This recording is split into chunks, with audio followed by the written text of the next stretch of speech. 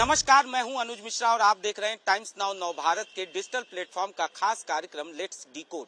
धुरंधर 2 movie release हो चुकी है। इस मूवी के रिलीज होने के बाद इस मूवी को लेकर कई तरह की बातें की जा रही है। जहां एक तरफ इस मूवी की खूब तारीफ की जा रही है, सोशल मीडिया पर इस मूवी को लेकर कई तरह के बयान दिए जा रहे हैं, साथ ही साथ किरदारों की खूब तारीफ की जा रही है। वहीं दूसरी तरफ इस मूवी को लेकर राजनीति भी तेज हो गई है। दरअसल इस मूवी में एक किरदार है आतिफ अहमद का। आतिफ अहमद के बारे में ये बताया जा रहा है कि ये माफिया डॉन अतीक अहमद से मिलता जुलता किरदार है। बस यही से एक तरीके से कहा जा सकता है कि इस मूवी को लेकर राजनीति तेज हो गई। यूपी के राजनीतिक गलियारों में इसके बाद कई तरह की बयानबाजी जो है वो सामने आई, जहां एक तरफ इस मूवी को लेकर विपक्ष पूरी तरह से हमलावर है, वहीं दूसरी तरफ ये कहा जा रहा है कि किस तरीके से एक समय यूपी में माफिया राज था। दरअसल आतिफ अहमद के बारे में ये दिखाया गया है कि किस तरह से वो जेल में रहते हुए अपना नेटवर्क चला रहा था, किस तरह से वो हथियारों की सप्लाई कर रहा था, नकली नोटों में भी उसका हाथ था, सीमा पार से उसका कनेक्शन दिखाया गया है। इतना ही नहीं, आईएसआई और लश्कर तैयबा से उसके कनेक्शन किस तरह से थे, ये तमाम चीजें फिल्म में दिखाई गई हैं और जाहिर तौर पर इसी को लेकर चर्चाएं शुरू हो गई। जहां एक तरफ विपक्ष का ये कहना है कि ये राजनीतिक नैरेटिव सेट करने की कोशिश की जा रही है, फिल्म को चलाने के लिए इस तरह के किरदार को दिखाया गया है, और जाहिर तौर पर विपक्ष की तरफ से ये भी कहा जा रहा है कि अगर अतीक अहमद की बात की जाए तो उसकी पृष्ठभूमि, आपराधिक पृष्ठभूमि चाहे जैसी भी रही हो, लेकिन आईएसआई से और लश्कर तैयबा से जो कनेक्शन दिखाया गया है वो कहीं न कहीं ज्यादा है, ऐसा कुछ नहीं था, ऐसा विपक्ष का कहना है। और विपक्ष का ये कहना है कि इसका किसी तरीके से डॉक्यूमेंटेशन भी नहीं है, यानी कागजी दस्तावेज जो है वो इस तरह की चीजों को लेकर मौजूद नहीं है।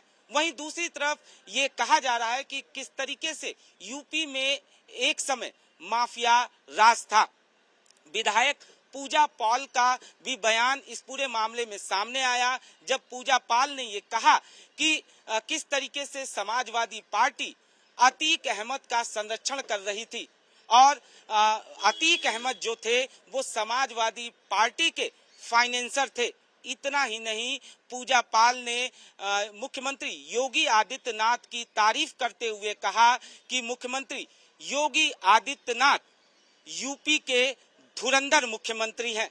जाहिर तौर पर जिस तरह से इस मूवी को लेकर कई तरह के बयान सामने आ रहे हैं, वहीं ये सवाल भी खड़ा हो गया है कि क्या वाकई में अतीक अहमद का संबंध आईएसआई और लश्कर तैयबा से था, क्योंकि अगर मूवी में बात करें तो आतिफ अहमद का कनेक्शन दिखाया गया है आईएसआई से और बड़े साहब यानी दाऊद इब्राहिम से।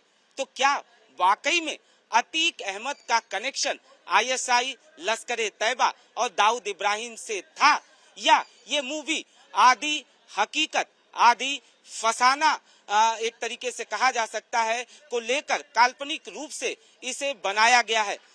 लेट्स डिकोड में आज हम बात करेंगे कि क्या वाकई में इस तरीके की चीजें थी, क्योंकि अगर अतीक अहमद की अगर हम बात करें तो अतीक अहमद माफिया डॉन, जिसका दशकों से यूपी में राज रहा, यूपी में उसके नाम से दहशत थी, लोग, बड़े बड़े लोग उसके नाम से पानी भरते थे।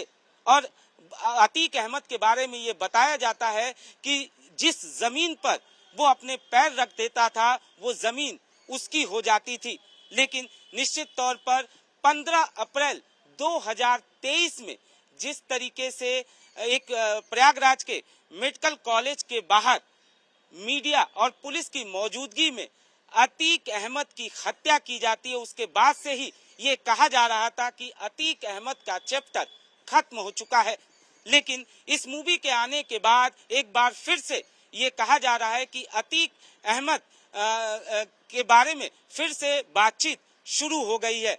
जाहिर तौर पर अगर अतीक अहमद की हम बात करें तो जिस तरीके का उसका वर्चस्व था और जिस तरीके की उसकी पृष्ठभूमि थी, खासतौर पर आपराधिक पृष्ठभूमि, एक तरीके से कहा जा सकता है कि बड़े बड़े लोग उसके सामने पानी मांगते थे। अतीक अहमद 2005 की अगर हम बात करें तो राजू पाल की हत्या में अतीक अहमद का नाम सामने आया था।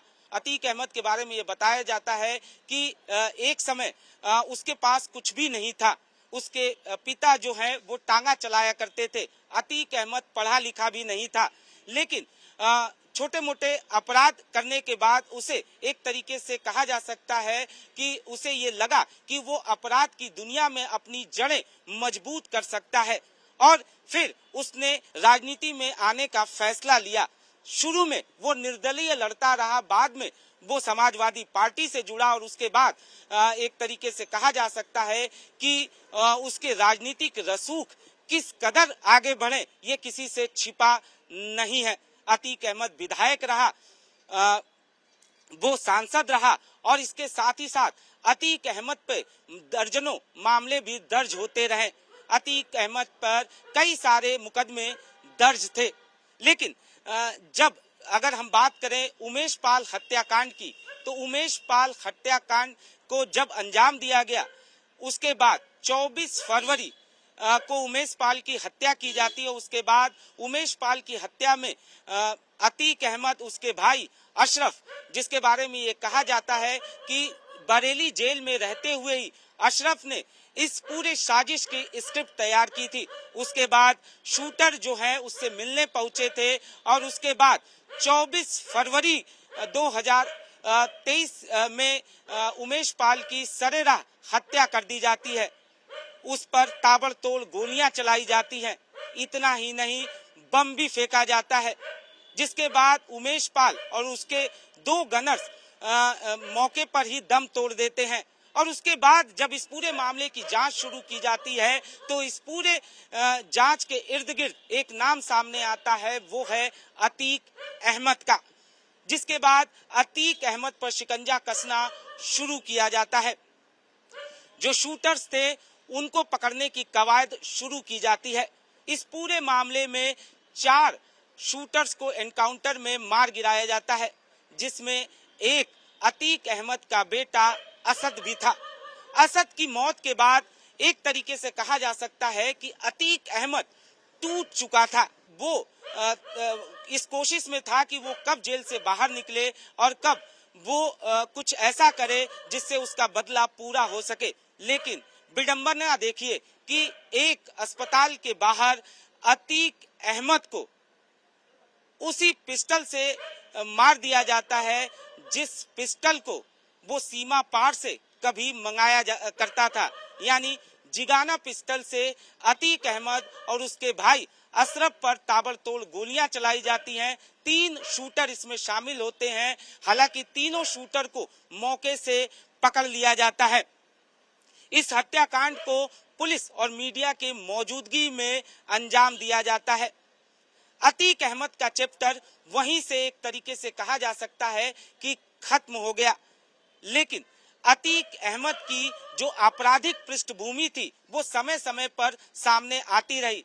चाहे हम यूपी पुलिस की चार्जशीट की बात करें या ईडी की चार्जशीट की बात करें, तो उसमें लगातार ये बातें सामने आई कि किस तरीके से अतीक अहमद ने जबरन कब्जा किया, किस तरीके से उसने अपराध से न जाने कितना पैसा कमाया और उस कमाई को उसने किस तरीके से इन्वेस्ट किया। इस पूरे मामले में उसकी बीवी शाइस्ता परवीन का नाम भी सामने आया था। हालांकि शाइस्ता परवीन अब भी कहाँ है ये किसी को नहीं पता। इतना ही नहीं, उसका एक साथी गुड्डू मुस्लिम, वो भी कहाँ है अब तक किसी को नहीं पता। यूपी पुलिस लगातार इन दोनों की तलाश में है।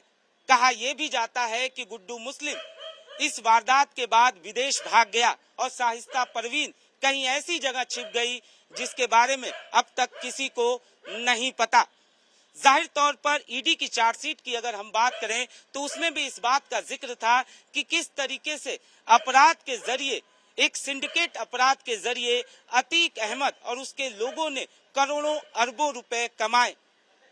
बहरहाल अगर हम इस पूरे फिल्म की बात करें तो इस फिल्म में भी ये दिखाया गया है कि कैसे वो हथियारों की सप्लाई करता था, कैसे आतिफ अहमद सीमा पार से हथियार मंगवाता था, कैसे उसका कनेक्शन जो है वो जाली नोटों से था, किस तरीके से उसे बाकायदा आईएसआई जो है वो इशारा देती थी, कैसे इलेक्शन में उसका रोल हुआ करता था, कैसे यूपी की सियासत में वो एक तरीके से कहा जा सकता था कि उसका वर्चस्व था, और कैसे पैसे लेकर वो एक तरीके से कहा जा सकता है कि राजनीति में उसका हस्तक्षेप किस तरह से था। वो तमाम चीजें जो हैं वो इस फिल्म में दिखाई गई हैं। अब उस बात पे आते हैं कि क्या वाकई में अतीक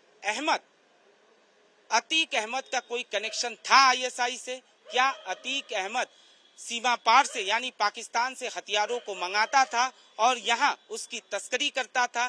क्या जाली नोटों से उसका कोई कनेक्शन था? क्या ड्रग्स से उसका कोई कनेक्शन था? ये तमाम ऐसे सवाल हैं जिनका जवाब तलाशने की हमने कोशिश की।